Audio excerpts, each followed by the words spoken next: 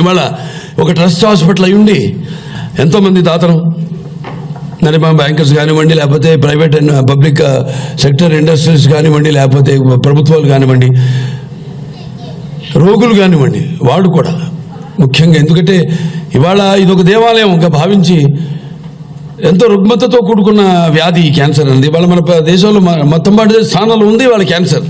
ఇదివరకు కార్డియో ఉండేది, ఇప్పుడు క్యాన్సర్. సరే, దానికి ఎంతోమంది ఇక్కడ అడుగు పెట్టగానే ముందు మనిషిని చంపేది ఆ వ్యాధి, ఒక ట్రామా. సో దాని నుంచి అడుగు పెట్టగానే అబ్బా వచ్చేసాను దేవాలయంలోకి అన్న ఒక టెన్షన్, ఒక బరువు తగ్గడం.